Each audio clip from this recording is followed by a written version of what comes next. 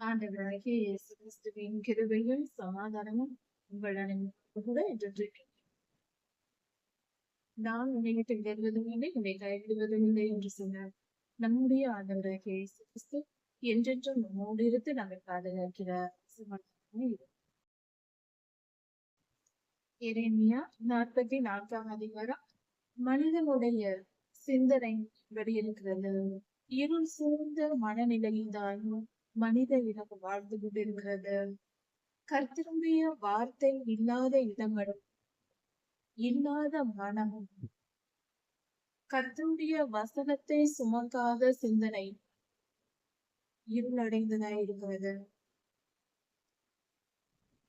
இதை குறித்து இந்த வேறு பகுதி தெளிவாக போடுகிறது. இஸ்ரவேலர்கள் அந்த காலத்தில் தவறான புரிதல், அது நிமித்தம் செய்த தவறுகள், இவைகள் நமக்கு பாடமாக இருக்கிறது. நாம் எதையும் சரியாக புரிந்து கொள்வதில்லை. ஒரு உதாரணத்திற்கு, ஒரு நிறுவனத்தில் பணிபுரிய வேண்டும் என்றார். அந்த நிறுவனத்தின் நம்முடைய மேல் அதிகாரியை நாம் புரிந்து வைத்திருக்க வேண்டியது அவசியமாக இருக்கிறது. அவர்களை பற்றி நாம் தெரிந்திருக்கும் பொழுது, அந்த நிறுவனத்தை பற்றி தெரிந்திருக்கும் பொழுது நாம் அதை நல்லபடியாக வேலை செய்ய முடியும்.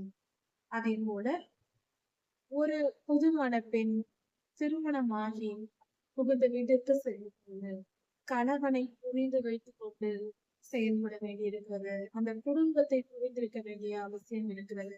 இதையெல்லாம் நாம் ஒப்புக்கொள்கிறோம். எந்த இடத்தில் வேலை செய்தாலும் அந்த நிறுவனத்தை, அந்த அலுவலகத்தை நாம் புரிந்திருக்க வேண்டும். நம் அதிகாரிகளை புரிந்திருக்க வேண்டும். குடும்பமாக இருக்கும் பொழுது குடும்ப தலைவரை நாம் புரிந்து நாம் நடந்து கொள்ள வேண்டும். அப்பொழுதுதான் அந்த பெண் நல்லபடியாக வேலை செய்ய முடியும் என்று வேதம் சொல்லுகிறது. கிறிஸ்தவர்கள் திருச்சபை என்று, அதாவது கர்த்தருடைய மணவாட்டி என்று, மனைவி என்று கூறும். ஒரு கணவனுக்கு மனைவி எப்படி பணிவிடை செய்ய வேண்டுமோ, அது போல கர்த்தருடைய பிள்ளைகளாகிய கிறிஸ்தவர்கள் ஆண்டவராகிய இயேசு கிறிஸ்துவுக்கு பணிவிடை செய்ய வேண்டும். அவருக்கு கீழ்ப்படிந்து நடக்க வேண்டும். அவர் இருதயத்தை அறிந்து செயல்பட வேண்டும். அவனுடைய மனநிலையை புரிந்து கொள்ள வேண்டும். ஒவ்வொரு நாளும் அவர் குணம் என்ன, அவருடைய சுபாவம் என்ன, நம்மை பற்றி நாம் அறிந்து கொள்வதும், நம்மை படைத்தவரை பற்றி நாம் புரிந்து கொள்வதும் மிக மிக அவசியமாய் இருக்கிறது. அப்படி புரிந்து கொள்ளாத நிலை என்பது, ஒரு நடு காட்டில் மரங்கள் அடர்ந்து புதரும் புல்லுமாய் இருக்கிற இடங்களில் ஒரு இருள் சூழ்ந்த நிலையில் நாம் நுழைந்தால், அந்த இடத்தில் இருந்தால் எப்படி இருக்கும்? பாதை புரியாத, எதுவும் செய்ய முடியாது. அந்த நிலைதான் மனித வாழ்க்கை. கர்த்தருடைய வேத வசனம் தேவன் சொல்லியிருக்கிறார். யோவான் 1ஆம் அதிகாரத்தில் சொல்லப்பட்டிருக்கிறது. ஆதியிலே வார்த்தை இருந்தது, அந்த வார்த்தை தேவனிடத்தில் இருந்தது, அந்த வார்த்தையே தேவனாய் இருந்தது, அந்த வார்த்தை மாம்சமானது. அவர்தான் ஆண்டவராகிய இயேசு கிறிஸ்து. அவர் வார்த்தையால் உருவானவர், வார்த்தையே அவர்தான். அவரே அவருடைய திருவாய் மலர்ந்து நமக்கு அவருடைய இருதயத்தின் நினைப்படை, சிந்தைகளை, அவருடைய விருப்பங்களை நமக்கு போதித்திருக்கிறார். இந்த பூமியில் வந்து மனித அவதாரம் எடுத்த பொழுது இப்படி இருக்க, அவருடைய வார்த்தைப்படை, அவர் இருதயத்தின் சிந்தையை நாம் புரிந்து கொள்ள வேண்டியது அவசியம். புரிதல் எப்பொழுதும் தெளிவை கொடுக்கும். நம்மை சூழ்ந்திருப்பவர்களையும், நம்மை ஆளுகை செய்கிற நம் தலைவரையும் நாம் புரிந்து கொள்ள வேண்டியது அவசியமாய் இருக்கிறது. ஒரு அலுவலகத்தில் வேலை செய்வதற்கும் அது தேவை. ஒரு குடும்பத்தில் ஒரு பெண் குடும்பம் நடத்த வேண்டும் என்றாலும் அது தேவை என்று சொல்லும் பொழுது, இந்த சிறிய ஒரு வட்டத்திற்குள்ளேயே தலைமையை புரிந்து வைத்துக் கொள்ள வேண்டும் என்று சொல்லும் போது, அண்ட சராசரத்தையும் மற்ற யூனிவர்ஸை படைத்த நம்முடைய பரம சிருஷ்டிகர், சகலத்தையும் உண்டாக்கியவர், அணு முதல் அண்டம் வரை, பேரண்டம் வரை, யூனிவர்சல், அதற்கு மேலும் பல யூனிவர்ஸ்கள் இருக்கிறது என்று கண்டுபிடிக்கப்பட்டிருக்கிறது. Multi universe. இப்படி எல்லாவற்றையும் சிருஷ்டித்த சிருஷ்டிகர் தான் நம்மை ஆளுகை செய்கிறார். நமக்கு ஜீவன் தந்து இந்த உலகத்துக்கு அனுப்புபவரும் அவரே. இந்த ஜீவனை எடுத்துக்கொண்டு இந்த உலகத்தை விட்டு நம்மை எடுத்துக் கொள்பவரும் அவரே. அப்படி இருக்க, நாம் அவருடைய கைகளில் இருக்கிறோம் என்ற உணர்வு தேவை. மனிதர்களிடம் சுயமாக கைகளில் கால்களில் கட்டுகளில்லை, அதனால் தாமாக செயல்படுகிறோம் என்று நினைத்துக் கொள்ளக்கூடாது. பூமியை போலதான்.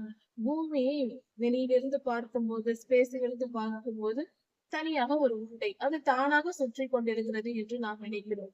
அதன் சுழற்சிக்கு காரணம் என்ன? நம் கண்களுக்கு தெரியாத காந்த மூலம். மற்ற சூரியன் மற்ற கிரகங்கள் எல்லாம் பிடித்து வைத்திருக்கிறது, அதனால் இது சுழன்று வருகிறது. காந்த புலம் ஒன்று கயிறு போல கட்டப்பட்டிருக்கிறது எல்லா நிலைகளிலும். மற்ற கோள்கள், நிலா, சூரியன் எல்லாம் பிடித்து வைத்திருக்கிறது பூமியை. அதனால் அது சுழன்று கொண்டு ஒரே அச்சில் சுழன்று வருகிறது. அதே போலதான் கண்ணுக்கு தெரியாத பிடிப்புகள் நம்மேல் இருக்கிறது. மனிதன் தானாக நடப்பதில்லை, வாழ்வதில்லை, செய்வதில்லை. மனிதனின் மேல் நம் கண்களுக்கு தெரியாத காந்த புலத்தை போல பொல்லாத ஆவிகளின் வல்லமையும் கர்த்தருடைய வல்லமையும் நம்முடைய சுய வல்லமையும் மூன்றும் செயல்படுகிறது மனித வாழ்வில். நம்முடைய விருப்பங்கள் முக்கியத்துவம் பெறுகின்றன. நாம இருளையும் தெரிந்து கொள்ளலாம், வெளிச்சத்தையும் தெரிந்து கொள்ளலாம். வெளிச்சம் மெய் ஒளியாகிய தேவனுடைய சித்தத்தையும் நாம் நடப்பிக்கலாம். பொய் ஒளியான பொல்லாத இருளான சாத்தானின் செயல்களையும் நாம் நிறைவேற்றலாம். நமக்கு முழு உரிமை கொடுக்கப்பட்டிருக்கிறது, சுதந்திரம் கொடுக்கப்பட்டிருக்கிறது. நாமே தெரிந்து கொண்டு வாழ்கிறோம். தெரிந்தெடுக்கும் உரிமை நமக்கு இருக்கிறது. நாம் எதை தெரிந்தெடுக்கிறோமோ அதன் பாதையில் செல்கிறோம், அதன் முடிவை அடைகிறோம். இருளின் பாதையை சென்று போகும்போது பொல்லாதவன் எங்கு போக போகிறானோ அழிவுக்கு நேராக அந்த இடத்தில் தான் போய் சேர நேரிடும். கர்த்தருடைய வழிகளில் நாம் போகும்போது அது நமக்கு மெய் ஒளியாய் இருந்து கர்த்தர் எங்க இருக்கிறாரோ அங்கு அவரிடத்தில் போய் பரலோகத்தில் நாம் சேருவோம். அவரோடு சந்தோஷமாக நித்திய ஜீவனை அடைந்து நிரந்தரமாய் வாழ்வோம். மரணம் இல்லாத வாழ்க்கை. அப்படிப்பட்ட ஒரு நல்ல ஒரு காரியத்தை கர்த்தர் நமக்கு கொடுத்திருக்கிறார். ஒரு வாய்ப்பை, நல்வாய்ப்பை நமக்கு தந்திருக்கிறார். அதை பயன்படுத்திக் கொள்வது நமக்கு நல்லது. சரி, இப்படி இருக்க எப்படி நீதி நியாயங்களை புரிந்து கொள்வது? நம் வாழ்க்கையில் வருகிற இன்ப துன்பங்கள் எதனால் வருகிறது, ஏன் வருகிறது, எப்படி வருகிறது, இதை பற்றின காரியங்களை தெளிவாய் புரிந்து கொள்ள வேண்டும். இந்த உலகத்தில் எதுவுமே எதேச்சையாக, சாதாரணமாக விபத்து போல எதுவும் நடப்பதில்லை. எல்லாம் திட்டமிட்டபடி மிக மிக துல்லியமாக, பர்ஃபெக்டாக, அருமையாக, சரியான முறைப்படி நடக்கிறது. நன்மையானாலும் சரி, தீமையானாலும் சரி, பேரழிவுகளாயிருந்தாலும், கொள்ளை நோயாயிருந்தாலும், பட்டயமாயிருந்தாலும், யுத்தங்களாயிருந்தாலும், போராயிருந்தாலும், பஞ்சமாயிருந்தாலும், எதுவாயிருந்தாலும் சரி, மிக துல்லியமான கணக்கீட்டின்படி நடக்கிறது. நாம் சொல்லுகிறோம், விஞ்ஞானத்தை சற்று கவனித்து பார்ப்போம். அது நமக்கு பல பாடங்களை, வாழ்வியல் தத்துவங்களை நமக்கு புரிய வைக்கிறது. வானமண்டலத்தை நோக்கி பார்க்கும்போது விஞ்ஞானிகள் ஆராய்ந்து சொல்வதை கேட்டு தெரிந்து கொள்வோம். அது மிகவும் பலனுள்ளது. சூரியன் தன் அச்சில் சுழலுகிறது, பூமி தன் அச்சில் சுழலுகிறது, நிலா அதன் பாதையில் அது சுழலுகிறது. இப்படி சொல்லுவோம். இதே போல மற்ற கிரகங்கள், நட்சத்திரங்கள் அதது அதன் பாதையில் திட்டமிட்டபடி மிக துல்லியமான கணக்கீட்டின்படி செயல்பட்டு கொண்டே இருக்கிறது. இது விஞ்ஞானிகளின் கூற்று. இத்தனை வருட ஆராய்ச்சியில் இப்படிப்பட்ட நல்ல விஷயங்களை நமக்கு விஞ்ஞானிகள் கற்று தெரிந்து சொல்லிக் கொடுத்திருந்தார்கள். இதை நாம் ஏற்றுக்கொள்வோம். எல்லாம் துல்லியமான கணக்கீட்டின்படி சரியாக நிகழ்கிறது. அதனால்தான் இன்று விஞ்ஞானிகள் சொல்லுகிறார்கள், இந்த மாதத்தில், இந்த தேதியில் இந்த விண்கல் பூமியை நோக்கி வருகிறது, அதன் அளவு இந்த அளவு இருக்கிறது, அது இந்த நேரத்தில் வரும், பூமியை விட பூமியின் அருகில் 2000 3000 கிலோமீட்டர் தொலைவில் இருக்கும், அதன் பின்பு அதன் திசை திரும்பி போகும். இப்படி மிக துல்லியமாக எந்த நாளில், எந்த நேரத்தில், எந்த வருடத்தில் வரும், இது போனால் மீண்டும் ஒரு 100 வருடங்கள் கழித்து மீண்டும் பூமியின் அருகில் வரும். இப்படி எல்லாம் கணக்கிட்டு சொல்லுகிறார்கள். ஒரு கணக்கு போட்டு சொல்ல வேண்டும் என்றால் அது சீரான இயக்கத்தில் இருந்தால்தான் கணக்கிட்டு சொல்ல முடியும். அப்படி பார்த்தால் வான்வெளியில் இருக்கிற எல்லா காரியங்களும் சீரான சீரான ஒரு திட்டமிட்ட கணக்கீட்டின்படி செயல்பட்டு கொண்டிருக்கிறது. அந்த சராசரமும் ஒவ்வொரு கோள்களும், ஒவ்வொரு சூரிய குடும்பமும், நட்சத்திரங்களும், பால்வழி மண்டலங்களும், கேலக்சியும் எல்லாம் ஒரு துல்லியமான கணக்கீட்டின்படி அதன் இயக்கம் இருக்கிறது. எதுவும் தற்செயலாகவோ தாறுமாறாகவோ காற்று போகும் திசையில் தூசு பறப்பது போல அல்ல. அப்படி எல்லாம் துல்லியமாய் நடக்கிறது. சரி, இந்த பூமியை எடுத்துக்கொள்வோம். இந்த பூமியில் இருக்கிற மரங்கள், செடிகள், மலை, கல், பாறை எல்லாவற்றையும் தண்ணீர் முதற்கொண்டு எதை வேண்டுமென்றாலும் எடுத்துக்கொள்வோம். மரங்களை நாம் பாட்டனி படிக்கும் பொழுது, தாவரவியல் படிக்கும் பொழுது இலைகளின் தன்மை, அதன் வேரின் தன்மை இதையெல்லாம் படிக்கிறோம். அப்பொழுது பார்த்தால் ஒவ்வொரு இலைக்கும் 30 டிகிரி கோணம் இருக்கும், 60 டிகிரி கோணம் இருக்கும் ஒரு இலைக்கும் இடையே என்று சொல்வார்கள். அதன் கோணம் கூட துல்லியமாக தான் நிர்ணயிக்கப்பட்டிருக்கிறது. அதன்படிதான் அந்த செடி உடைத்து வருகிறது. முதலில் 180 டிகிரி முதல் 2 இலை வருகிறது. அதன் பின்பு 60 டிகிரியில் 3 கிளைகளாக வரும். ஒவ்வொரு செடிக்கும் ஒவ்வொரு விதமான தன்மை. ஆனால் ஆயிரம் வருடங்களாக ஒரு மரம் என்று எடுத்துக்கொண்டால் அதன் தன்மை ஒரே போலதான் இருக்கிறது. அதன் விதையிலிருந்து அந்த டிஎன்ஏக்கள் பரவுகிறது. அது அப்படியே செயல்படுகிறது. விதைகளில் டிஎன்ஏக்கள் பதித்து வைக்கப்படுகிறது. புதையலாய் பாதுகாக்கப்பட்டு வருகிறது. அது சந்ததி சந்ததியாக அடுத்தடுத்த தலைமுறை செடிகள் வரும் பொழுது அதன் குணத்தை வெளிப்படுத்துகிறது. இது தாவரவியல். விண்வெளியிலும் முறைப்படி நடக்கிறது, தாவரங்களிலும் முறைப்படி நடக்கிறது. மனிதனை தெரியும் நமக்கு. பெற்றோர்களின் குணம் பிள்ளைகளுக்கு வரும், பெற்றோர்களின் உருவ அமைப்பு வரும், அவர்களுடைய செயல்கள், திறமைகள் எல்லாம் வருகிறது. அதற்கு ஹெரிடிட்டி என்று சொல்லுகிறோம். சந்ததி சந்ததியாய் குணாதிசயங்கள் வருகிறது, வம்சாவழி என்று சொல். இது எல்லாம் முறைப்படி நடக்கும்போது நம் வாழ்க்கையில் ஏற்படுகிற இன்ப துன்பங்கள் மட்டும் தானாக, தற்செயலாக, காரணம் இல்லாமல் எப்படி நடக்கும்? இந்த பூமியில் ஏற்படுகிற இயற்கை சீற்றங்கள் எதுவானாலும், பேராபத்துகள், பேரழிவுகளா இருக்கலாம். எதுவாக இருந்தாலும், மழை பெய்வது, நன்மை நடப்பது எல்லாமே எதுவாக இருந்தாலும் திட்டமிட்டபடியும் மிக சிறந்த முறையில், மிக துல்லியமான கர்த்தருடைய கட்டளைகளின்படியே நடக்கிறது. இதை மனிதன் புரிந்து கொள்ள வேண்டியது அவசியமா என்பது. ஏனோ நடக்கிறது, ஏதோ வருகிறது என்று சொல்லக்கூடாது. எல்லாம் திட்டமிட்டபடி நடக்கிறது. இலைகளின் சிறு அசைவுகள், சிறு சிறு அளவுகள் கூட மாறுவதில்லை. அதன் கோணங்கள் மாறுவதில்லை. வான்வெளியை அளந்தால் நட்சத்திரங்களின் செயல்பாடுகள் மாறுவதில்லை. எல்லாம் முறைப்படி நடக்கிறது. கர்த்தரின் கட்டளையின்படியே நடக்கிறது. சரி, அப்படி இருக்க எல்லாம் அதினதின் கட்டளைகளை முறைப்படி நடத்துகிறது. விதைகளில் DNA கோடிங், கர்த்தர் கொடுத்த கோடிங் இருக்கிறது, அதை பின்பற்றுகிறது.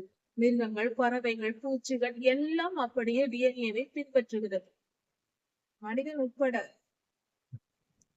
ஆனால் நாம் அதை ஏற்றுக்கொள்வதில்லை. நானாக செய்கிறேன், நானாக தனித்தன்மை வாய்ந்த ஏதோ ஒரு வானமண்டல பிறவி போல நாம் நம்மை நினைக்க கூடாது. இன்னும் சொல்ல போனால் சில நேரங்களில் நம் வாழ்க்கையில் நடக்கிற தன்மைகள் தவறான புரிதலாய் இருக்கிறது. இந்த வேத பகுதியை அப்படித்தான் இஸ்ரவேலர்கள் புரிந்து கொண்டார்கள். இஸ்ரவேலர்கள் கர்த்தரை விட்டு பின்வாங்கி கர்த்தருடைய வார்த்தைக்கு செவி கொடுக்காமல் பாவம் செய்து கொண்டிருந்தார்கள். எளிமையா தீர்க்கதரிசி எழும்பி தீர்க்க தரிசனம் உரைத்து கொண்டிருந்தார்கள். பல வருடங்களாக 20 வயது முதல் 40 வருடங்கள் அவர் தீர்க்க தரிசனம் உரைத்துக் கொண்டிருக்கிறார். அதன் பின்பு பாபிலோனுக்கு இவர்கள் சிறைப்பிடிக்கப்பட்டு போகிறார்கள்.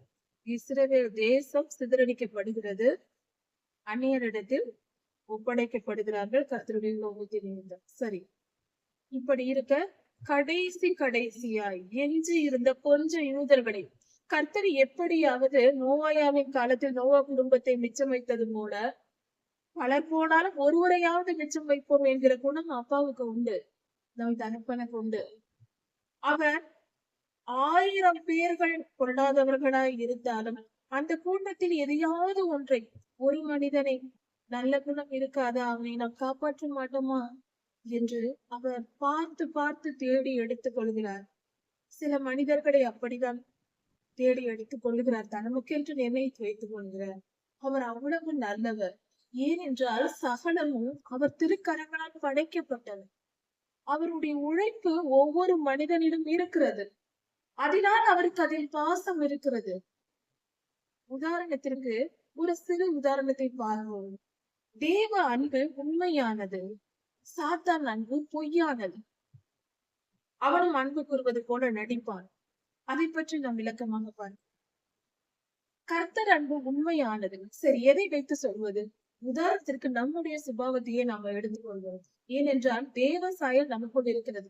நம்மை பற்றி தெரிந்து கொள்ளும் போது தேவ குணத்தை புரிந்து கொள்ள முடியும். அவர் சாயலை நாம் உணர்ந்து கொள்ள ஓரளவு கொஞ்சம் உணர்ந்து கொள்ள முடியும். சரி, கவனிங்க. நாம ஒரு சமையல் செய்கிறோம் என்று வைத்துக் கொள்வோம். புதியதாக ஒரு சமையலை நாம செய்கிறோம். மிகவும் பல மணி நேரம் போராடி ஒரு சமையல் செய்கிறோம். நம்முடைய உடல் உழைப்பினால் நாம் அதிக நேரம் செலவிட்டு மிகவும் அக்கறையோடு கவனத்தோடு நாம் செய்தால் நாம் சமைக்கிற அந்த உணவு நாம் சமைத்து முடித்து விட்டோம். அதை எடுத்து நாம் சாப்பிடுகிறோம். சில நேரம் மற்றவர்கள் சமைத்து கொடுப்பதை விட அது மோசமாக இருந்தாலும் நாம் பல மணி நேரம் அதற்காக செலவிட்டிருக்கிறோம். அதிக உழைப்பை செலவிட்டிருக்கிறோம். அந்த பொருளை நாம் என்ன செய்வோம்? அது கொஞ்சம் ருசி குறைந்ததாக இருந்தாலும் கூட அது நன்றாக இருக்கிறது என்று நாம் சாப்பிடுவோம். ஏனென்றால் நான் பல மணி நேரம் அதற்காக போராடி இருக்கிறேன். அதை கொஞ்சம் சாப்பிடுவோம், பரவாயில்ல, அதை அனுசரித்து ஏற்றுக்கொள்வோம். காரணம் நம் உழைப்பு அதில் இருக்கிறது. நம்முடைய உழைப்பு பொதுவாக பெற்றோர்களுக்கு பிள்ளைகளின் மேல் பாசம் வருவது கூட அப்படிதான். ஏனென்றால் பிள்ளைகளை வளருவதற்காக பெற்ற தாய் தன் கருவில் பல பாடுகளை பெற்றுதான் ஒரு குழந்தை பெற்றெடுக்கிறார். பெற்ற பின்பு பல வருடங்கள் போராடி அந்த குழந்தைக்காக தன் வாழ்க்கையை தியாகம் செய்துதான், தூக்கம், உணவு எல்லாவற்றையும் தியாகம் செய்துதான் ஒரு குழந்தையை வளர்த்து எடுக்கிறார். அந்த செலவிடும் அந்த உழைப்பு, அந்த நேரம், அந்த உழைப்பு, இதெல்லாம் தான் அந்த பிள்ளையின் மேல் பாசத்தை உண்டாக்குகிறது. ஏனென்றால் அது என்னுடையது. அதற்காக நான் அதிகமாய் பிரயாசப்பட்டிருக்கிறேன், அதிகமாய் உழைத்திருக்கிறேன் என்று. அதே போல மனித சுபாவம் இப்படி இருக்கிறது. அது போல கர்த்தர் நமக்காக சிருஷ்டிப்பு, அது மிகப்பெரிய காரியம். ஒரு தாய் ஒரு குழந்தையை பெற்றெடுக்கிறது என்பது வயிற்றில் வருகிற குழந்தையை அதற்காக பல பாடுகளை படலாம். ஆனால் அவர்கள் அந்த குழந்தையின் சிருஷ்டிப்பில் முழு பங்கல்ல, ஒரு ஒரு பங்கு தான் ஒரு தாய்க்கு இருக்கிறது. முழு பங்கையும் ஒரு தாயார் எடுத்துக்கொள்ள முடியாது. ஏனென்றால் அது கர்த்தரை சிருஷ்டிக்கிறார். ஒரு ஜீவன் உருவாகும் போது அதனுடைய ஆவியை கர்த்தரை நிர்ணயித்து இந்த பூமிக்கு அனுப்புகிறார். உலக தோற்றத்திற்கு முன்னே உருவாக்கப்பட்டது. அது சிருஷ்டிப்பிலேயே துவங்கியிருக்கிறது. ஆதியாகமம் 1ஆம் அதிகாரம் சொல்லப்பட்டிருக்கிற அந்த காலத்திற்குரியது. அதை பற்றின ஆமான சத்தியங்களை வேறு நேரங்களில் பார்க்கலாம். ஆனால் அப்படி இருக்கும் பொழுது ஒரு சிருஷ்டிப்பின் ஒரு சிறு பங்கு ஒரு தாய்க்கு இருக்கிறது. அப்படி இருக்க அதனால் அவ்வளவு பாசம் உண்டாகுமானால் முழு சிருஷ்டிப்புக்கும் காரணரான கர்த்தர் மனிதனையும் உண்டாக்கி, அவன் வாழும் பூமியை உண்டாக்கி, அவன் நிற்க அந்த தளத்தை உண்டாக்கி கொடுத்தவர் அவன் அல்லவா? சுவாசிக்க காற்று, எல்லாவற்றையும் இந்த துன்ப உணர்வுகளை கொடுத்து அந்த மனநிலையை பாதுகாத்து வருகிறார். எத்தனையோ காரியங்கள் ஆழமாக ஆராய்ந்து பார்த்தால் எங்கேயோ போகும். அந்த அளவுக்கு பெரிய காரியங்கள் அதில் இருக்கிறது. இப்படிப்பட்ட மிகப்பெரிய காரியங்களை கர்த்தர் செய்யும் பொழுது அவரை நாம் புரிந்து கொள்வது அவசியமாயிருந்தது. இஸ்ரவேலர்கள் எரேமியாவின் காலத்தில் புரிந்து கொள்ளவில்லை. அவர்கள் ஒரு தவறு செய்தார்கள். ஒன்றல்ல, செய்ததெல்லாம் தவறுதான். கர்த்தருடைய வார்த்தையை முழுமையாய் மீறினார்கள். ஒரு சிறு காரியத்தையும் பின்பற்றவில்லை. அப்படி மீறிய போது என்ன நடந்தது? அவர்கள் பாபிலோனுக்கு சிறைபிடிக்கப்பட்டு போனார்கள். அந்நியர்களிடத்தில் ஒப்படைக்கப்பட்டார்கள். மீந்த கொஞ்ச ஜனங்கள், கடைசியாக இருந்த கொஞ்சம் ஜனங்கள் இருந்தார்கள். அவர்களும் எகிப்துக்கு போவதற்கு கிம்காம் மேடைகளுக்கு போய் இருந்தார்கள். கர்த்தருடைய வார்த்தையை கேட்டார்கள். கர்த்தர் வேண்டாம் என்று சொன்னார். அப்பொழுதும் மீறினார்கள். எகிப்துக்கு போய்விட்டார்கள். எரேமியாவையும் கூட்டிக் கொண்டு தீர்க்கதரிசி எலியாவையும் அழைத்துக் கொண்டு எகிப்துக்கு போய்விட்டார்கள். அங்கு கர்த்தருடைய தீர்க்க தரிசன வார்த்தைகள் உண்டாயிற்று. அங்கு இவர்கள் போவதற்கு முன்பே கர்த்தர் எச்சரித்திருந்தார். நீங்கள் எகிப்துக்கு போனால் நீங்கள் சமாதானமா இருப்போம் என்று நினைத்து போகிறீர்கள். செழிப்பா இருப்போம், பட்டயம் இல்லை, நோய் நொடி இல்லை என்று போகிறீர்கள். இந்த மூன்றும் அங்கே வரும் என்று கர்த்தர் சொன்னார். எகிப்தின் ராஜாவை பாபிலோன் ராஜாவுக்கு ஒப்பு கொடுப்பேன், பட்டயம் வரும், பஞ்சம் வரும், கொள்ளை நோய் வரும், எல்லாம் வரும், நீங்கள் அங்கு போகாதீர்கள் என்று எச்சரித்தார். நீங்கள் போனால் அது நடக்கும் என்றால் அதே போல இவர்கள் போனார்கள். சரி, அங்கு போனதும் இதெல்லாம் வந்தது, அனுபவித்தார்கள். எல்லா துன்பம் வந்து பலர் கொல்லப்பட்டு பல பாடுகள் பட்டாங்க. இப்பொழுது கவனிக்க வேண்டிய ஒரு காரியம், இவர்கள் செய்த எல்லா பாவத்திற்கும் உச்சகட்டமாக ஒரு பாவத்தை செய்தார்கள். அது என்னவென்றால், வான ராக்கினிக்கு அப்பங்களை சுட்டு வான மண்டல பொல்லாத ஆவி மனசல்பத்திற்கு இவர்கள் அப்பங்களை சுட்டு பெண்கள் எல்லாம் அதற்கு பானபடிகளை வார்த்து 60 விதமான பல வழிபாட்டு முறைகளை அவர்கள் செய்திருக்கிறார்கள். இதையெல்லாம் நீங்கள் செய்தது பாவம் என்று எரேமியா தீர்க்கதரிசனமாக சொல்லுகிறார், எச்சரிக்கிறார். கேட்கவில்லை, செய்து முடித்து விட்டார்கள். இப்பொழுது இந்த துன்பம் எல்லாம் வந்ததும் அவர்கள் மனம் திரும்ப வேண்டும் என்று கர்த்தர் சொல்லுகிறார். அவர்கள் நாங்கள் திருந்துகிறோம் என்று, இதையெல்லாம் விட்டு விட்டு வருகிறோம் என்று விட்டு விடுகிறார்கள்.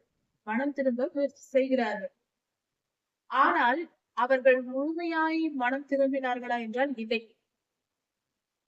நாங்கள் திருந்து விடுகிறோம், இதையெல்லாம் விட்டு விடுகிறோம் என்று சொல்லுகிறார்கள். கர்த்தர் அவர்களை மன்னித்து ஏற்றுக்கொள்கிறார். மிச்சம் இருந்த கொஞ்ச ஜனங்கள், இங்கிருந்து எகிப்துக்கு போனவர்களில் பலர் இறந்து போனார்கள். மீதி இருந்த கொஞ்சம் பேர் மட்டும். அவர்களில் என்ன நடந்தது என்றால், இங்குதான் முக்கியமான ஒரு காரியம் இருக்கிறது. இத்தனை காலம் அவர்கள் செய்த பாவத்திற்கு என்ற நியாய தீர்ப்பு வருகிறது, அவர்கள் மனம் திரும்பிய பின்பு. இதுதான் கர்த்தருடைய வழி நடத்துதலை நாம் புரிந்து கொள்ள வேண்டும் என்று சொன்ன ஒரு முக்கியமான காரியம் இதுதான். அதாவது, ஒரு மனிதன் பாவம் செய்கிறான். அவன் பாவம் என்பது ஒன்றல்ல, அது ஒரு மரம் போல சிறு செடியாயிருந்து பெரியதாய் வளர்ந்து கொண்டே போகிறது. முழுமையாய் வளர்ச்சி முடிகிற ஒரு நிலையும் இருக்கிறது. சிலர் பாதியிலேயே அல்லது போகும் அந்த பாவத்தின் வழியில் சென்று கொண்டிருக்கும் போது குறிப்பிட்ட ஒரு இடத்தில் வரும்பொழுது அவர்கள் மனம் திரும்ப கர்த்தர் ஒவ்வொரு நிலையிலும் வாய்ப்பு கொடுப்பார். ஒருவேளை ஒருவர் மனம் திரும்புகிறார். ஒரு பாதி பாவம் செய்து கொண்டிருக்கும் போது பாவம் ஒவ்வொன்றாக வளர்ந்து கொண்டே இருக்கும் மரம் போல. இப்பொழுது அது பாவத்தில் ஒரு நிலை வரும்போது அவர்கள் மனம் திரும்பி விடுகிறார்கள், முழுமையாய் பாவம் செய்யாமல். அப்படி திருந்தும் நிலையில் அவர்களை கர்த்தர் மன்னித்து ஏற்றுக்கொள்கிறார். அந்த மன்னிப்பு என்பது அவர்களுடைய ஆவியின் மனிதனுக்கு கொடுக்கப்படுகிறது. மனிதனுடைய ஆவிக்கு பாவ மன்னிப்பு கிடைத்துவிடும். ஆனால் இந்த ஆத்மாவும் சரீரமும் இருக்கிறது அல்லவா, சரீரம் ஆவிக்கு அடக்கி நடக்க வேண்டும். அதாவது ஆத்மா என்பதுதான் நம்முடைய சுயம். இந்த ஆத்மாவானது அதில் சுபாவங்கள், இத்தனை காலம் செய்த பாவத்தின் நினைவுகள், அந்த பழக்கங்கள் எல்லாம் ஆத்மாவில் இருக்கும். இப்பொழுது அந்த ஆத்மாவை சுத்திகரிக்க வேண்டும். ஆவி கர்த்தர் மன்னித்ததும் அவருடைய இரத்தத்தால் அது சுத்திகரிக்கப்பட்டுவிடும். ஆனால் ஆத்மா மன்னிக்கப்பட வேண்டும் என்றால் அதற்கு வேதனை, வலி, கண்ணீர், துக்கம் இவைகள் தான் ஆத்மாவை சுத்திகரிக்கும். சுலபமாக புரிந்து கொள்ளும்படி சொல்ல வேண்டும் என்றால், ஆத்மா கண்ணீரினால் கழுவப்பட்டால் தான் சுத்திகரிக்கப்படும். அநேக கிறிஸ்தவர்கள் சொல்லுகிற ஒரு பழக்கம் உண்டு. கிறிஸ்தவர்கள் என்றால் பாடுகள் அதிகம், வேதனைகள் அதிகம், சோதனைகள் அதிகம் என்று சொல்கிறது. ஒரு விதத்தில் பார்த்தால் அது சரி என்று ஒப்புக்கொள்ளும்படி தோன்றும்.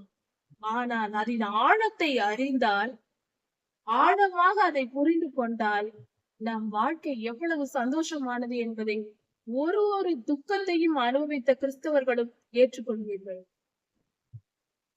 நாம் துன்பம் என்று கருதுவதும் துக்கம் என்று கருதுவதும் இந்த உலகத்தின் பல பாடுகளை நாம் படுவதும் சிறிதளவே.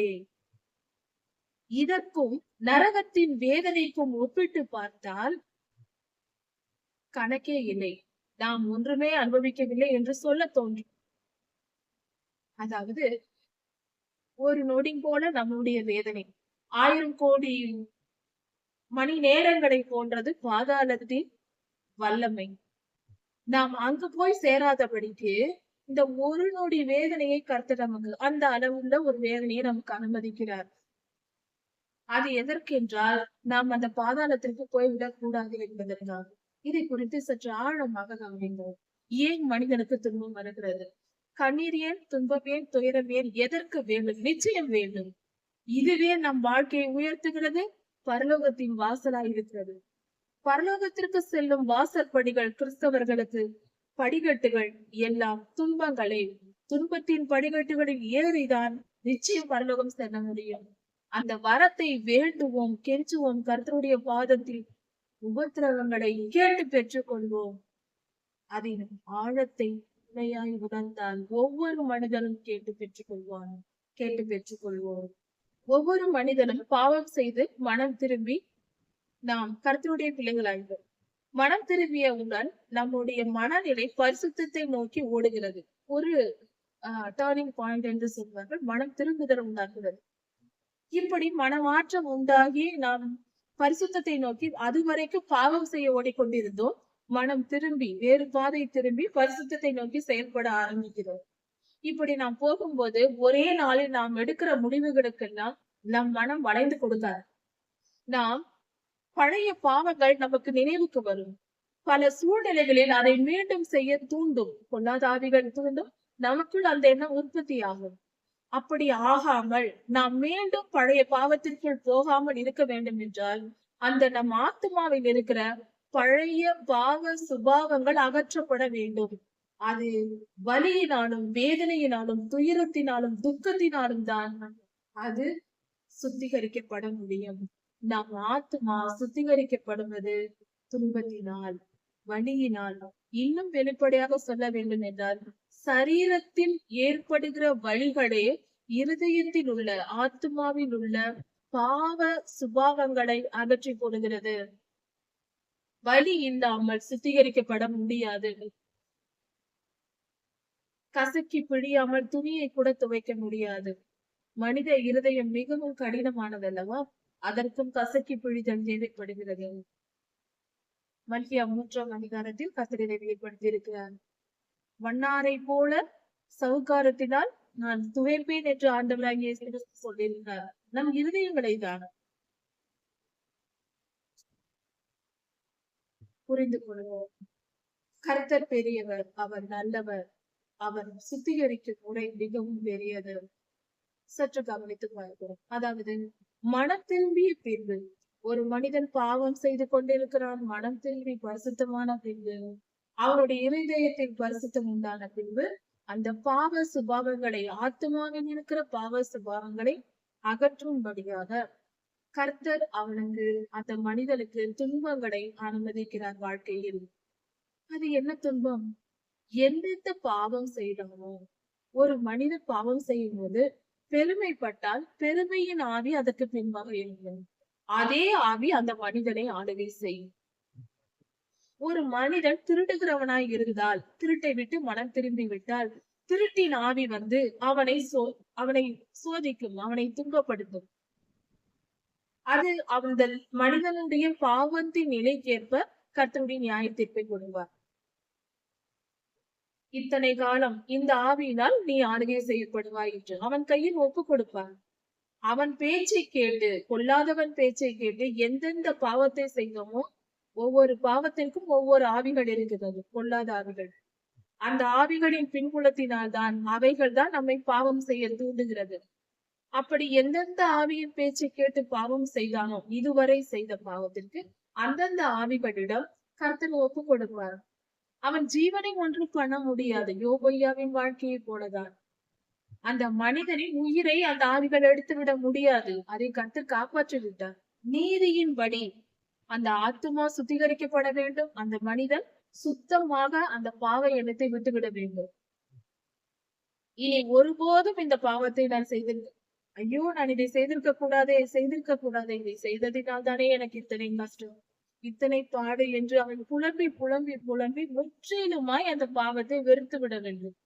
அது வரைக்கும் அந்த உபத்திரவம் தொடரும். அந்த பொல்லாத ஆவியினிடம் ஒப்படைப்பார். இப்படி ஒவ்வொரு பாவங்களுக்கும் ஒவ்வொரு விதமான ஆவிகளிலுக்கும் நாம் எந்த அளவுக்கு செய்தோமோ அந்த அளவுக்கு துன்பத்தை அனுபவிக்க நேரிடும். இதனால் தான் கிறிஸ்தவர்களுக்கு உபத்திரவங்கள் வருகிறது. இதன் முடிவு என்ன? மங்களகரமான முடிவு. அதாவது நம்முடைய பாவம் கடன் போல நம் மேல் இருக்கணும். நம் வாழ்நாள் முடிவதற்குள் இந்த பொல்லாத ஆவிகள் ஆளுகை செய்து நம்மை துன்பப்படுத்தி நம் ஆத்மாவில் இருக்கிற பாவ சுபாவங்கள் எல்லாம் விட்டு நம் ஆத்மாவை நாம் சுத்திகரித்துக் கொள்வோம், பரிசுத்தமாகிவிடுவோம். இனி அந்த பாவ எண்ணமே நமக்கு வராது, பிறருக்கு போதிப்போம். அந்த பாவத்தை செய்யாதிருங்கள் செய்யாதிருங்கள் என்று எல்லோருக்கும் போதிக்கும் அளவுக்கு நாம் தேறிய பின்பு அந்த ஆவி ஓடிவிடும். நாம் பரிசுத்தவான்களாய் மாறிவிடுவோம். இப்படிதான் பரிசுத்தமாகுதல். பரிசுத்தமாக வேண்டும் என்றால் அதுக்கு முன்பாக உபத்திரவங்கள் இருக்கத்தான் செய்யும். அந்த உபத்திரவங்கள் தான் நமக்கு கிரீடத்தையே பெற்று தருகிறது. அதை வாஞ்சித்து கேட்டு பெற்றுக்கொள்ள வேண்டும் கர்த்தரிடத்தில். என்னை உபத்திரவப்படுத்தும் கர்த்தாவே என் ஆத்மாவை சுத்திகரியும், என்னை நான் அர்ப்பணிக்கிறேன் என்று கர்த்தரிடத்தில் ஒப்புக்கொண்டு கேட்க வேண்டும். இப்படியாக நாம் ஒப்புக்கொண்டு கர்த்தரிடத்தில் கேட்டு பெற்றுக்கொண்டு நம்மை நாம் சுத்திகரித்துக் கொள்ளும்போது நித்திய ஜீவனை பெற முடியும். பரலோகத்திற்கு நம் வாழ்நாள் முடியும் போது நாம் கர்த்தரிடத்தில் போய் சேர தகுதி உடையவர்களாக பரிசுத்தமான ஆத்மாவால் நாம் இறுதி மாறும். பரிசுத்தமான ஆத்மாவால் நம் மனம் மாறி இருக்கும். நாம் பரிசுத்தமாய் கர்த்தரிடத்தில் போய் சேரும். நித்திய ஜீவன் நிச்சயம் உண்டு. அதில் எந்த மாற்றமும் இல்லை. இதை விட வேற என்ன வேண்டும்? இங்க இருக்க போகும் கொஞ்ச காலத்தில் துன்பத்தை அனுபவித்து நம் கடன்களை எல்லாம் தீர்த்து விட வேண்டும். ஏனென்றால் நித்திய ஜீவனுக்குள் போகும்போது பொல்லாதவன் வந்து நான் பாவம் செய்தேன், என்னை நரகத்துக்கு தள்ளிவிட்டேன், இந்த மனிதனும் பாவம் செய்திருக்கிறான், இவன் மேல் பாவம் இருக்கிறதே, இவனை எப்படி நீர் பரலோகத்தில் ஏற்றுக்கொள்ளலாம் என்று அவன் வாக்குவாதம் செய்து வருவான். இங்கேயே அதற்குரிய தண்டனையை கொடுத்து முடித்து நம் கடனை நம் பாவ கடனை தீர்த்து விட்டு கர்த்தர் நம்மை பரிசுத்தமாக்கி எடுத்துக் கொள்கிறார். பாவத்தோடு பரலோகத்திற்கு போகவே முடியாது.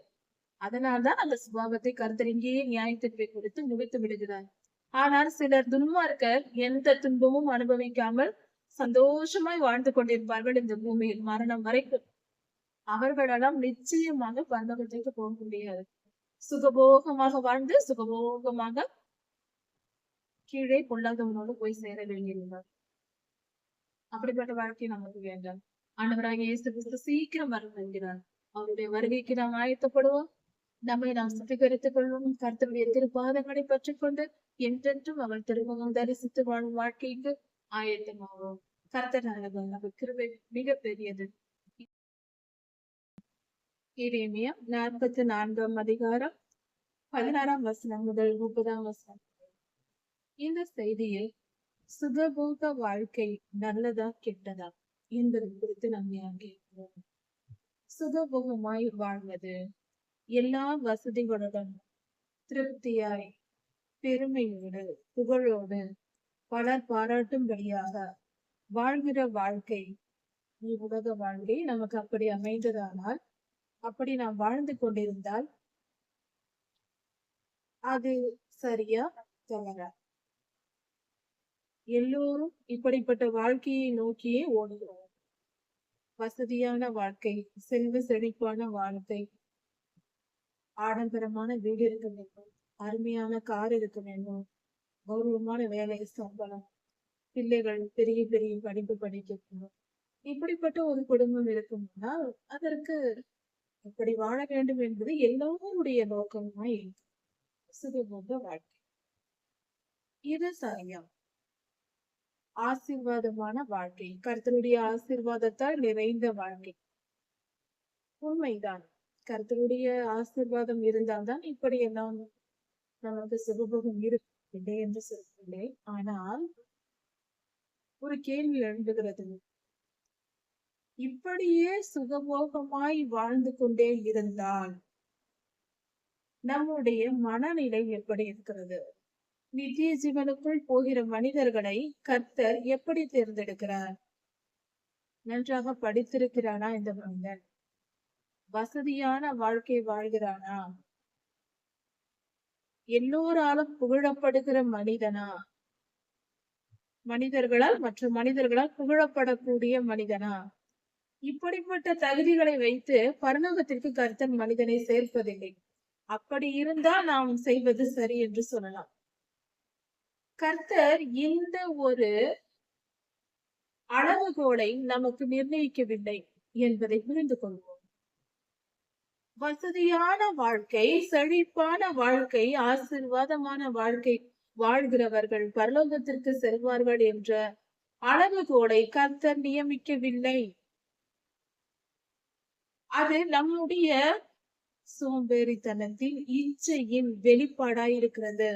எத்தனையோ பரிசுத்தவான்கள் செல்வ செழிப்போடு பிறந்து சுகபோகமாய் வாழ்ந்து கொண்டிருந்தவர்கள் தங்கள் ஆஸ்திகளை, ஐஸ்வர்யத்தை விட்டு தூக்கி எறிந்து விட்டு, அதையெல்லாம் குப்பை என்று எண்ணி உதறி எறிந்து விட்டு கர்த்தருக்காக துறவரம் கொண்டு, உதாரணத்திற்கு சாது சுந்தர சிங் ஐயாவை சொல்லலாம். அவர் எல்லாவற்றையும் விட்டார். செழிப்பான வாழ்க்கை, திருமண வாழ்க்கை, பொக்கிஷங்களை எடுத்து அவர் கைகளில் கொடுத்தார்கள். இதையெல்லாம் உனக்கு தருகிறேன் என்று அவரது மாமா தனது மகளை திருமணம் செய்து கொள்ளும்படி சொல்லியிருக்கிறார்.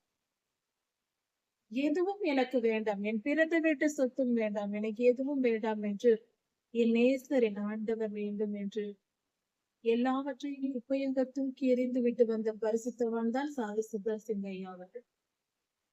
ஆனால் இதையெல்லாம் நன்றாக படிக்கிறோம், அவரை பாராட்டுகிறோம்.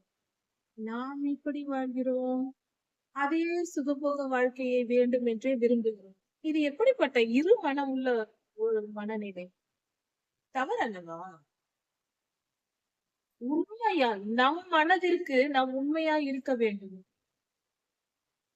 வெளி மனதில் ஒன்று, உள் மனதில் ஒன்று. உள் மனதில் இச்சையை வைத்துக் கொள்வது, வெளி மனதில் தியாகிகளை, பரிசுத்தவான்களை போற்றுவது, இப்படி பேசிக் கொண்டு தெரியும். இது தவறு. நம்மை நாம ஏமாற்றி வழங்கினர். முதலில் மற்றவரை அல்ல, நம்மை நாமே ஏமாற்றிக் கொள்ளுகிறார். உண்மையா இருக்க வேண்டும். நம் மனதிற்கு நாம் முதலில் உண்மையா இருக்க வேண்டும். சுகபோக வாழ்க்கை, வசதியான வாழ்க்கை என்பது நம்மை நித்திய ஜீவனில் சேர்க்காது என்பதை தெளிவாய் புரிந்து கொள்வோம். கசப்பான மருந்துதான் இது, ஆனால் உயிர் காக்கும் மருந்து என்பதை மறந்து விட வேண்டாம். கசப்பான பொருள், கசப்பான மருந்து நம் உயிரை காக்கிறது. இனிப்புகள் நம் உடலை மரணத்திற்கு ஏதுவாக இழுத்து செல்கிறது. வாழ்க்கை இது, மனித இனம் வாழ்ந்து கொண்டிருக்கிற உலகம் இது. புரிந்து கொள்வோம். கசப்பு மருந்தை விரும்புவோம். வாழ்க்கையின் யதார்த்தத்தை, நிஜத்தை உணர்ந்து கொள்வோம். நம்மை நாமே ஏமாற்றிக் கொள்ளக்கூடாது. வாழ்க்கை ஒரே ஒரு முறைதான், ஒரே ஒரு முறைதான். அனுபவிப்பதற்கு அல்ல, ஒரு முறை என்று சொல்லவில்லை. வாழ்க்கை ஒரு முறைதான். அதை இன்பமாய் கழித்தால், சுகபோக வாழ்க்கை வாழ்ந்தால், கொல்லாதவன் போகும் இடம்தான், அவனுக்கு வைக்கப்பட்டிருக்கிற முடிவுதான் மனிதனுக்கும் உண்டாகும். சுகபோக வாழ்க்கை வாழ்கிறவர்களுக்கு, சுகபோகமாய் வாழ்கிறவர்கள் பெருமையோடு இருப்பார்கள். அப்படிப்பட்டவர்கள் சுயநல வாழ்க்கை வாழ்ந்து கொண்டிருப்பார்கள், பிறருக்கு கொடுக்க மாட்டார்கள். பரிசுத்தமாய் வாழ்ந்தால் அங்கு நிச்சயம் போராட்டம் இருக்கும், வலி இருக்கும், வேதனை இருக்கும், துன்பம், துயரங்கள் இருக்கும், எதிர்ப்புகள் இருக்கும். மனிதர்களை நாம் எதிர்த்து போராட வேண்டி இருக்கும். போராட்டம் உள்ள வாழ்க்கை தான் நாம் பரிசுத்தத்தின் அடையாளமாய் இருக்கிறது. நாம் பரிசுத்த பாதையில் சென்று கொண்டிருக்கிறோம், பரிசுத்த வாழ்க்கை வாழ்கிறோம் என்பதற்கான முதல் அடையாளமே நாம் போராடி கொண்டிருக்க வேண்டும். இந்த உலகத்தின் அதிகாரி பொல்லாதவன், அவனோடு யுத்தம் செய்ய வேண்டியவர்கள் நாம். சுகபோகமாய் வாழ்ந்து கொண்டிருந்தால் அவன் காலடியில் கிடைக்கிறோம் என்று போதும். அவனுக்கு அடிபணிந்து விட்டால் அவன் விட்டு விடுவான், அமைதியை கிடப்போம். நாம் பாவம் செய்து கொண்டு பாவத்தில் தான் இருந்து கொண்டிருப்போம். நாம் யுத்த புருஷராய் படைக்கப்பட்டிருக்கிறோம். கர்த்தரின் சேனை என்று சொல்லப்படுகிறோம். கர்த்தரின் சேனை, சேனை என்றால் சுகமாய் சாப்பிட்டு தூங்கி சோஃபாவில் உட்கார்ந்து பொழுதை போட்டுக் கொண்டு டிவி பார்த்து கொண்டு இருப்பதுதான் சேனையா? எந்த போர் வீரனாவது, எந்த தேசத்தின் ராணுவ வீரனாவது அப்படி இருக்க முடியுமா? ராணுவ வீரர்கள் இருக்கிறார்கள். எங்கே இருக்கிறார்கள்? மலைகளிலும் காடுகளிலும் பனியிலும் குளிரிலும் சீருடை அணிந்து கிடைக்கிற உணவுகளை சாப்பிட்டுக் கொண்டு பசியோடு தாகத்தோடு எத்தனை துன்பங்களை அனுபவித்துக் கொண்டு தூங்காமல் இரவு பகலாக எல்லையில் நின்று தேசத்தை காக்கிறவர்கள் தான் போர் வீரர்கள். சேனை, தேசத்தின் சேனை. கர்த்தரின் சேனை என்றால் நாமும் அப்படித்தான் இருக்க வேண்டும். சுகபோக வாழ்க்கை வாழ்ந்தால் அது கர்த்தரின் சேனை அல்ல. இன்றைய மிகப்பெரிய கிறிஸ்தவர்களுக்கு வருகிற மிகப்பெரிய வியாதி என்றே சொல்லலாம். மன வியாதி.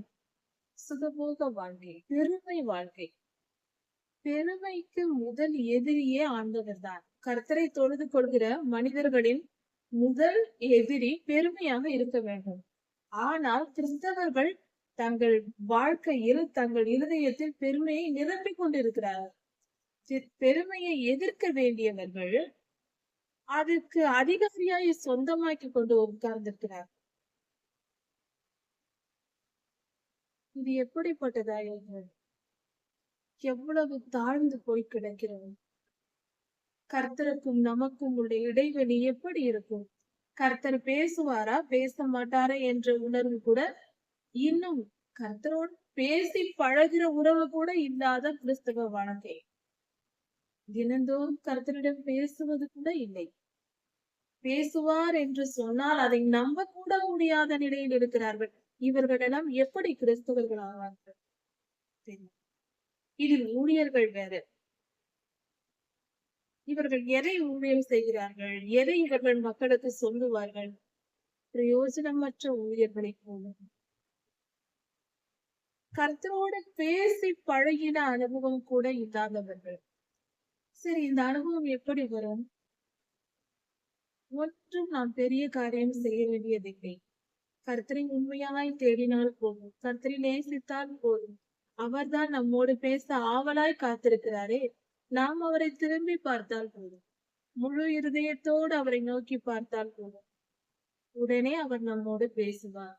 கர்த்தர் பேசுவார் என்று சொன்னால் கூட அதை நம்ப முடியாத நிலையில் கிறிஸ்தவ வாழ்க்கை வாழ்வது கொடுமை. மிக மிக தரம் தாழ்ந்த வாழ்க்கை. கிறிஸ்தவர்கள் என்று சொல்லிக் கொள்ள முடியாத வாழ்க்கை. நித்திய ஜீவனை நினைத்து பார்க்க முடியாத வாழ்க்கை. கிறிஸ்தவர்கள் என்றால் நான் நிச்சயம் நித்திய ஜீவனுக்குள் பிரவேசிப்பேன், பரலோகத்தை சுதந்திரித்துக் கொள்வேன், கர்த்தரோடு இருப்பேன் என்ற நிச்சயம் அவர்கள் இருதயம் சாட்சி சொல்ல வேண்டும். அவர்கள் மனம் சொல்ல வேண்டும், அடுத்தவர் அல்ல. அவர்கள் மனமே சொல்லும், நான் கர்த்தரோடு போவேன், கர்த்தரோடு வாழ்வேன். நாம் வாழ்வதை பொறுத்து நம் செயல்கள், நாம் எந்த அளவுக்கு மனம் திரும்பி இருக்கிறோமோ அதை பொறுத்து நம் மனமே அதை நமக்கு சொல்லிக் கொடுக்கும். நம் மனமே சொல்லும், நாம் நிச்சயமாக கர்த்தரிடம் போய்விடுவோம் என்று. கர்த்தரோடு பேசி பழகி கொண்டிருக்கும் போது அந்த உணர்வு தானாக வந்துவிடும் நமக்கு. அதை அடுத்தவர் சொல்ல தேவையில்லை. நாமவே நம் இருதயத்தில் உணர்வோம், நிச்சயம் நான் கர்த்தரிடம் போவேன். ஏன் தயவு செய்து அப்படிப்பட்ட ஒரு நிலைக்கு ஆயத்தமாக கர்த்தரிடத்தில் கேட்டு பெற்றுக்கொள்வோம். முதலில் இந்த சுகபோக வாழ்க்கையில் பலர் இருப்பதற்கு காரணம் என்ன? அது தவறு என்று புரிந்து கொண்டோம். அதை விட்டு எப்படி வெளியே வருவது என்று கவனிப்போம். நீங்கள் ஒருவேளை சுகபோகமாய் வாழ்ந்து கொண்டிருக்கிறீர்கள் என்றால் இப்பொழுது என்ன செய்ய வேண்டும்? ஒன்றும் வேண்டாம். முதலில் வேதாகமத்தை எடுத்து படிக்க தொடங்குங்கள். முதல் பக்கத்திலிருந்து கடைசி பக்கம் வரை. ஆதியாகமம் 1ஆம் அதிகாரத்திலிருந்து வெளிப்படுத்தல் 22ஆம் அதிகாரம் வரைக்கும் வரிசையாக தினந்தோறும் படிக்க வேண்டும். ஒரு வருடத்தில் ஒரு முறையாவது படித்து முடிக்க வேண்டும். இப்படி செய்ய தொடங்கினால் இதுவரைக்கும் நீங்கள் இருந்த வாழ்க்கை கிணற்றில் போட்ட கல்லை போல. எப்படி இருந்ததோ உங்கள் உருவம் அப்படியே இருக்கும். பிறந்ததிலிருந்து வளர்ந்த வரைக்கும் உங்கள் பாவ சுபாவங்கள், சமுதாயத்தோடு வாழ்ந்து நீங்கள் கற்றிருக்கிற அந்த ஆத்மாவில் இருக்கிற பாவ சுபாவங்கள் அப்படியே இருந்து கொண்டிருக்கும். துர்குணங்கள் அப்படியே இருந்து கொண்டிருக்கும். இத்தனை காலம் அப்படிதான் இருக்கும். ஆனால் நீங்கள் வேத வசனத்தை எடுத்து வாசிக்க தொடங்கிவிட்டால் உங்கள் இருதயம் சுத்திகரிக்கப்படும். உங்கள் மனதில் இருக்கிற துர்க்குணங்கள் எல்லாம், கெட்ட குணங்கள் எது இருக்கிறது என்று தெரிந்து அது உங்களை விட்டு விலகும். வேத வசனத்தை தியானிக்க தியானிக்க நீங்கள் மறுரூபம் ஆவீர்கள். மனம் புதிதாகும். ஒரு முறை படிக்க வேண்டும், இருமுறை, பல முறை படித்துக் கொண்டே இருக்க வேண்டும் ஒவ்வொரு வருடமும். அப்படி படித்துக் கொண்டிருக்கும் பொழுது நீங்கள் முழுமையாக சுத்திகரிக்கப்பட்டு உங்கள் ஆத்மா பரிசுத்தம் அடையும். இந்த இடைப்பட்ட காலத்தில் சில துன்பங்கள் வரும். கவலைப்பட வேண்டியதில்லை. அதற்காக ஐயோ துன்பம் வந்தால் என்ன செய்வது என்று கர்த்தர் கூடவே இருந்து கண்மணி போல காப்பார். ஒரு குறைவும் நமக்கு வராது. நம்மை சுத்திகரித்து பண்படுத்தி பரிசுத்தமாக்குவார். இந்த ஒரு செயல்பாட்டிற்குள் நாம் நுழைந்தால்தான் நித்திய ஜீவனை அடைய முடியும். நாம் சுத்திகரிக்கப்படாமல் மறுரூபப்படாமல் கர்த்தருடைய ராஜ்யத்தை சுதந்திரித்துக் கொள்ள முடியாது. நிச்சயமாய் முடியாது. பரலோகம் போக வேண்டும் என்று ஆசை இருப்பவர்கள் எல்லோரும் இன்று வேத வசனத்தை எடுத்து முதல் பக்கத்திலிருந்து படிக்க தொடங்குங்கள். இங்கொரு அதிகாரம், அங்கொரு அதிகாரம். நேற்று 10 வசனம் படித்தேன், இன்று 5 வசனம் படித்தேன் என்றெல்லாம் இருக்கக்கூடாது. முறையாக முதல் பக்கத்தில் இருந்து தொடர்ச்சியாக எதையும் விடாமல் முழுமையாய் படிக்க வேண்டும். அப்படி படிக்கும் பொழுது உங்கள் ஆத்துமா சுத்திகரிக்கப்படும். பரிசுத்த ஆவியானவர் உங்களுக்குள் வந்து உங்களை சுத்திகரிக்க தொடங்குவார். இப்படி நீங்கள் பூரணமாய் சுத்திகரிக்கப்படும் பொழுது கர்த்தருடைய வழி நடத்துதல் கிடைக்கும். கர்த்தர் தரிசனங்கள் மூலம் பேசுவார். மிகப்பெரிய ஆசீர்வாதங்கள் இந்த நிகழ்வில் நடக்கும். நீங்கள் வாசிக்க தொடங்கிய உடனே ஆசீர்வாதங்கள் பெருகும். பெரிய ஆசீர்வாதங்கள் கிடைக்கும். எப்படி என்றால் உங்கள் மனதிற்கு முதலில் சமாதானம் கிடைக்கும். அதைவிட பெரிய சொத்து வேறு எதுவும் இல்லை மனித வாழ்க்கை. மன நிம்மதி கிடைக்கும். தினந்தோறும் மன நிம்மதி இருக்கும். இதனால் வரைக்கும் எல்லா ஐஸ்வர்யங்கள் இருந்தும் நிம்மதி இல்லாமல் துக்கத்துடனும் வலியுடனும் வேதனைகளுடனும் இருந்திருப்பீர்கள். இது எல்லாம் பறந்து போகும். மனதில் ஒரு இனப்புரியாத சந்தோஷமும் சமாதானமும் உங்களுக்குள் குடி வந்து தங்கியிருக்கு. வேத வசனத்தை வாசிக்க தொடங்கியதுமே இந்த மாற்றம் நிகழும். அதை படிக்க படிக்க படிக்க அது உங்களுக்கு சுகமாய் இருக்கும், மிதமாய் இருக்கும். உங்கள் உள்ளான மனிதன் சந்தோஷப்படுவான். உங்கள் உள்ளுக்குள் இருக்கும் மனம், அந்த சப்கான்சியஸ் மைண்ட் என்று சொல்லுவார்கள், அந்த மனம் மிகவும் பூரிக்கும், செழிப்படையும். அப்பொழுது உங்களுக்கு சந்தோஷம், சமாதானம் பெருகும். பலர் துன்பத்தையும் துயரத்தையும் அனுபவித்துக் கொண்டிருப்பார்கள். நீங்கள் நிம்மதியா இருப்பீர்கள். கவலைகள் உங்களை விட்டு போகும். பயம் உங்களை விட்டு விலகி போகும். எல்லா தீமையான காரியங்களும் உங்களை விட்டு விலகி போய் நன்மையானது நடக்கும். அப்படிப்பட்ட பரிசுத்த வாழ்க்கைக்கு ஆயத்தமாகுங்கள். வேத வசனத்தை இன்று எடுத்து தியானுங்கள். அப்படி சுத்திகரித்துக் கொள்ளுங்கள். அப்பொழுது உங்களுக்கு நன்மை. இந்த வேத பகுதியில் ஏசாயா 44:16 வசனத்திலிருந்து பார்க்கும்போது ஒரு சம்பவம் நடக்கிறது. அதை தெளிவான விளக்கமாக நாம் இன்று பார்க்க போகிறோம். இன்றைய மனிதனுக்கு தேவையான மிகப்பெரிய வெளிப்பாடு. எல்லோர் மனதிலும் இருக்கிற கேள்விகளுக்கு இது பதிலா இருக்கிறது. கவனித்து பாருங்க. எகிப்து தேசத்திலே இஸ்ரவேலர்கள் இருக்கிறார்கள்.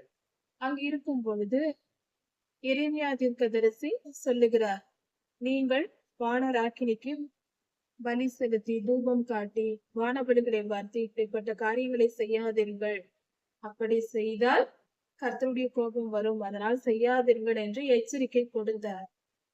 ஆனால் இஸ்ரவேலர்கள் என்ன செய்தார்களாம்? அவர்களை சொல்லுகிறார்கள், எரேமியா என்று சொல்லுகிறார்கள், நீங்கள் எங்களிடத்தில் சொன்னீர்கள், அதாவது விக்கிரக ஆராதனை செய்ய வேண்டாம், இப்படிப்பட்ட கர்த்தருக்கு விரோதமான செயல்களை செய்ய வேண்டாம் என்று சொன்னீர்கள். நாங்கள் எருசலேமில் இருக்கும் போதே நீங்கள் சொன்னீர்கள், ஆனால் நாங்கள் கேட்கவில்லை. உங்களுடைய வார்த்தைக்கு, தீர்க்கதரிசி ஆகிய எரேமியா ஐயா சொன்ன கர்த்தருடைய வார்த்தைகளுக்கு இவர்கள் செவி கொடுக்கவில்லை. அவர்களே சொல்லுகிறார்கள், நாங்கள் உங்கள் பேச்சை கேட்காமல். இஸ்ரவேலர்கள் எரேமியா ஐயாவினிடத்தில் பேசுகிறார்கள், நீங்கள் சொன்னதை நாங்கள் கேட்காமல் தூபம் காட்டி வானபலிகளை வார்த்து எருசலேமின் பட்டணங்களிலும் எருசலேமின் வீதிகளிலும் யூதா பட்டணங்களிலும் எருசலேமின் வீதிகளிலும் யூதா பட்டணங்களிலும் நாங்களும் எங்கள் பிரபுக்களும் எங்கள் ராஜாக்களும் எங்களை சேர்ந்தவர்கள் எல்லோரும் வானராக்கினிக்கு தூபம் காட்டினோம், வானபலிகளை வார்த்தோம், எல்லாம் செய்தோம். அப்படி நாங்கள் செய்யும் போது எங்களுக்கு ஒரு குறைவும் இல்லை, நாங்கள் நன்றாக இருந்தோம் என்று சொல்லுகிறார்கள். சுகபோகமாய் வாழ்ந்தார்களா? அதாவது எந்த குறைவும் இல்லாமல் நிறைவாய் நாங்கள் வாழ்ந்தோம். உம்முடைய வார்த்தையை கேட்காமல் இருந்த போது நாங்கள் சுகமாய் இருந்தோம் என்று இஸ்ரவேலர்கள் எரேமியாவுக்கு சொல்கிறார். 40 திருப்தியானோம், ஒரு பொல்லாப்பையும் காணாமல் நாங்கள் சுகமாய் வாழ்ந்தோம், எந்த துயரமும் எங்களுக்கு இல்லாமல் இருந்தது. உம்முடைய வார்த்தையை கேட்காத போதுதான் நாங்கள் நன்றாக இருந்தோம், ஒரு பொல்லாப்பையும் நாங்கள் பார்க்கவில்லையே என்று இஸ்ரவேலர்கள் எரேமியாவிடத்தில் சொல்லுகிறார்கள். மேலும் இஸ்ரவேலர்கள் சொல்லுகிறார்கள், நாங்கள் வானராக்கினிக்கு தூபம் காட்டாமலும் வானபலிகளை வார்க்காமலும் நிறுத்தி நாங்கள் அதையெல்லாம் செய்யாமல் விட்டது முதற்கொண்டு, அதை நாங்கள் செய்யாமல் விட்டு விட்டோமா, அதிலிருந்து எங்களுக்கு எல்லாமே குறைவுபட்டது, எல்லாமே எங்களுக்கு குறைவா இருக்கிறது, எங்கள் வாழ்க்கையில் குறைவுகள் வந்தது, அதை செய்ய நிறுத்தினோம், வானராக்கினியை வழிபடுவதை நிறுத்தினோம். அதனால் அதிலிருந்து எங்களுக்கு குறைவு வர தொடங்கிவிட்டது, பட்டயத்தாலும் பஞ்சத்தாலும் அழிந்து போனோம் என்று இஸ்ரவேலர்கள் எரேமியாவினிடத்தில் சொல்லுகிறார். அவருடைய மனநிலைக்கு எதிர்நிலையாக இவர்கள் பேசுகிறார்கள். அதன் பின்பு நாங்கள் வானராக்கினிக்கு தூபம் காட்டி வானபலிகளை வார்த்த போது எங்கள் வீட்டில் உள்ள ஆண்களுக்கு, புருஷர்களுக்கு தெரியாமலா நாங்கள் அதை செய்தோம்? எல்லாம் தெரிந்துதானே செய்தோம், யாரும் எங்களை எதிர்க்கவில்லையே என்று சொல்லுகிறார். இப்படி பேசின பெண்கள், ஆண்கள் இவர்களை குறித்து இவர்களுக்கு பதிலாக எரேமியா பேசுகிறார். இஸ்ரவேலர்கள் என்ன சொல்லுகிறார்கள்? நாங்கள் கர்த்தருக்கு பிரியமில்லாத அருவருப்பான காரியங்களை செய்த போது, கர்த்தரை எதிர்த்து அவர் வார்த்தையை கேட்காமல் கீழ்ப்படியாமல் இருந்த போது நாங்கள் நன்றாக இருந்தோம், ஒரு குறைவும் இல்லாமல் இருந்தோம். நாங்கள் மனம் திரும்பி கர்த்தருக்கு கீழ்ப்படிய தொடங்கிய போது எங்களுக்கு எல்லா குறைவும் வந்தது, பஞ்சம் வந்தது, பட்டினி வந்தது, பட்டயமும் வந்தது, எல்லா துன்பத்தையும் நாங்கள் கர்த்தரிடத்தில் வந்த பின்புதான் எங்களுக்கு துன்பம் வந்தது என்று சொல்லுகிறார். இதன் பொருளை தான் கடந்த செய்திகளில் நாம் பார்த்து கொண்டிருந்தோம். இவர்கள் மனம் திரும்புவது வரைக்கும், அது வரைக்கும் செய்த பாவத்திற்கு இவர்கள் மனம் திரும்பிய பின்பு கர்த்தர் அவர்களுக்கு தண்டனை கொடுத்தார். ஏற்கனவே பார்த்த முந்தைய செய்திகளில் இதை பற்றி விளக்கமாய் சொல்லியிருக்கிறோம். இவ்வுலகத்தில் அவர்கள் இருக்கும் போது அவர்களை ஆவியில் மன்னித்து அவர்களுக்கு சில தண்டனைகளை கொடுத்து அவர்கள் ஆத்மாவை சுத்திகரித்து கர்த்தர் நித்திய ஜீவனுக்குள் சேர்த்து கொள்வதற்காக துன்பங்களை கொடுக்கிறார். ஆனால் இவர்கள் இப்பொழுது இன்பமா இருக்கிறோமா, துன்பமா இருக்கிறோமா, இன்றைய வாழ்க்கையை பற்றி மட்டுமே, இன்றைய வாழ்க்கையை பற்றி அதை குறித்தே அவர்கள் நினைத்துக் கொண்டிருக்கிறார்கள். நித்திய ஜீவனை குறித்தோ பரிசுத்தமாகுதலை குறித்தோ அறியாமல் இருக்கிறார்கள். கர்த்தர் கொடுத்த தண்டனைகள், நியாய தீர்ப்புகள் அவர்களை பரிசுத்தப்படுத்துவதற்கு என்பதை அவர்கள் உணராது இருந்திருக்கிறார்கள். இதனாலே எரேமியா இப்படி பேசியிருக்கிறார்கள். கர்த்தருக்கு விரோதமாய் செயல்பட்ட பொழுது அவர்களுக்கு ஆசீர்வாதம் வந்ததற்கு காரணம் கர்த்தர் அவர்களை விட்டு விலகி போய்விட்டார். இவர்கள் தங்கள் சுய இச்சைகளின்படி வாழ்ந்து கொண்டிருந்திருக்கிறார்கள். அதனால் இவர்களுக்கு அது சுகமாய் தெரிந்திருக்கிறது. பின்பு வரும் அதன் விளைவு, அந்த சுகபோக வாழ்க்கையின் விளைவு பின்னாடி வரும்போதுதான் அவர்களுக்கு தெரியும். அந்த பாவத்தின் முடிவில் தான், அந்த பாவத்திற்குரிய தண்டனை பெறும்போதுதான் அது எவ்வளவு பெரிய தவறு என்பதை மனிதனுக்கு புரியும். இப்படி யூதர்கள் பேசிய பொழுது அதற்கு மறுமொழியாக விளக்கமாக எரேமியா எடுத்து சொல்லுகிறார். நீங்கள் யூதா பட்டணங்களிலும் எருசலேமின் வீதிகளிலும் நீங்கள் எல்லாம் செய்த அக்கிரமத்திற்கு ஏற்ற தண்டனை தான் இந்த தீங்கு. நீங்கள் அன்று செய்த பாவத்திற்கு தான் கர்த்தர் அதை நினைத்துதான் இந்த தண்டனையை, இந்த தீங்கை உங்களுக்கு கொடுத்திருக்கிறார். நீங்கள் இப்பொழுது மனம் திரும்பியதற்கு அல்ல, ஏற்கனவே நீங்கள் செய்த பாவத்திற்கு தான் இப்பொழுது தண்டனை வந்திருக்கிறது. நீங்கள் மனம் திரும்பியதற்குரிய ஆசீர்வாதத்தை நிச்சயம் பெற்றுக் கொள்வீர்கள். கர்த்தர் உங்களை ஆசீர்வதிப்பார். நீங்கள் திரும்பி வந்ததற்கு ஒரு நல்ல பலன் உங்களுக்கு நிச்சயம் கிடைக்கும். இதுவரை நீங்கள் செய்த அந்த பாவத்திற்கு தான் இப்பொழுது உங்களுக்கு தண்டனை வந்திருக்கிறது. நீங்கள் கர்த்தரிடம் வந்ததினால் கர்த்தர் உங்களை தண்டிக்கவில்லை. ஏற்கனவே நீங்கள் செய்த பாவத்திற்கு தான் கர்த்தர் இப்பொழுது உங்களை தண்டித்திருக்கிறார். புரிந்து கொள்ளுங்கள் என்று எரேமியா விளக்கமாக எடுத்து சொல்லுகிறார். அது மட்டுமல்ல, நீங்கள் எல்லாம் என்ன சொன்னீர்கள்? அதாவது வானராக்கினிக்கு தூபம் காட்டி வானபலிகளை வார்த்து நாங்கள் நேர்த்து கொண்ட நேர்த்தி கடன்களை எல்லாம் நாங்கள் செய்வோம் என்று சொல்லி நீங்கள் செய்தீர்கள். நீங்கள் செய்தது உண்மை. அதை கர்த்தர் நினைத்து பார்த்தார். நாங்கள் செய்தே தீர்வோம் என்று மனம் திரும்பி வந்து விட்டாலும், கர்த்தரிடத்தில் மனம் திரும்பி வந்தேன் என்று சொல்லிவிட்டு மீண்டுமாக வானராக்கினிக்கு நாங்கள் ஏற்கனவே நேர்ந்து கொண்ட நேர்த்தி கடன்களை செய்கிறோம் என்று சொல்லி செய்ய போனீர்கள். அதுவே உங்களுக்கு வந்த தீமையாய் இருக்கிறது. அதே நிமித்தம் கர்த்தர் உங்களை தண்டிக்கிறார். தீமை வருவதற்கு காரணம் வந்தான் என்று கர்த்தர் சொல்கிறார். அதன் பின்பும் கர்த்தர் எரேமியா தீர்க்கதரிசியிடம் சில காரியங்களை சொல்லுகிறார். இஸ்ரவேல் ஜனங்களுக்கு சொல்லும்படியாக எரேமியா சொல்லுகிறார், எகிப்து தேசத்தில் இருக்கிற யூதா ஜனங்களே, நீங்கள் செய்த அக்கிரமத்தின் நிமித்தம் எகிப்து தேசத்தில் இருக்கிற யூதா ஜனங்களாகிய நீங்கள் இனி கர்த்தருடைய ஆணை என்று நீங்கள் இனி சொல்வதே இல்லை. கர்த்தரின் ஆணை, கர்த்தராகிய ஆண்டவருடைய நாமத்தில் ஆணை என்று நீங்கள் இனி ஒருபோதும் சொல்லுவதில்லை என்று கர்த்தர் ஆணையிட்டு சொல்லுகிறார்.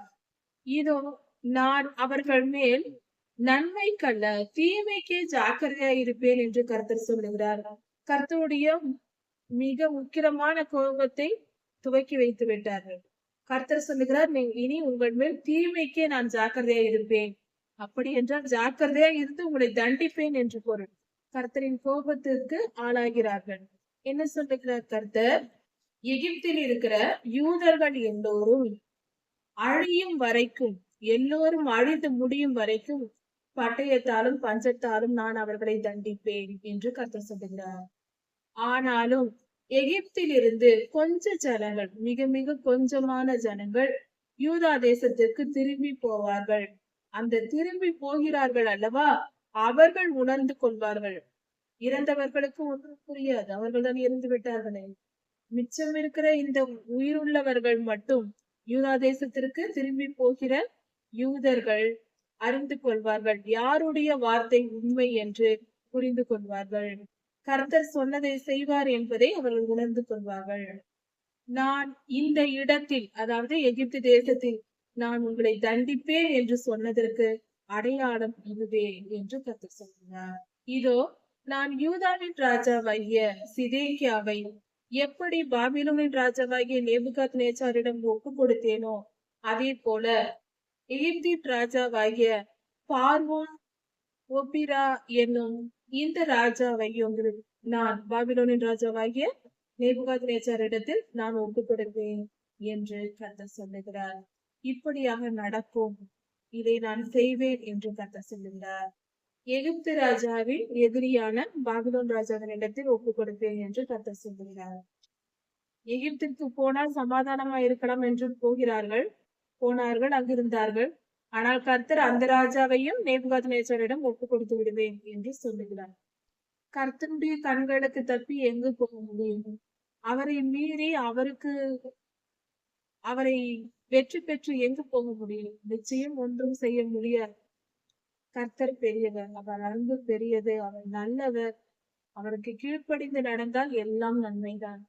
கீழ்ப்படியாவிட்டால் ஒருவனாலும் எதிர்த்து நின்று கர்த்தரோடு போராட முடியும். அதை புரிந்து கொண்டு நடந்தோம். கர்த்தர் பெரியவர், அவர் மிகவும் நல்லவர், அவருடைய அன்பு பெரியது. கர்த்தர் உங்களை ஆசீர்வதிப்பாராக. ஆண்டவராகிய இயேசு கிறிஸ்து சீக்கிரமாய் வரப்போகிறார். அவருடைய வருகைக்கு ஆயத்தப்பட வேண்டும். மாறனாரா.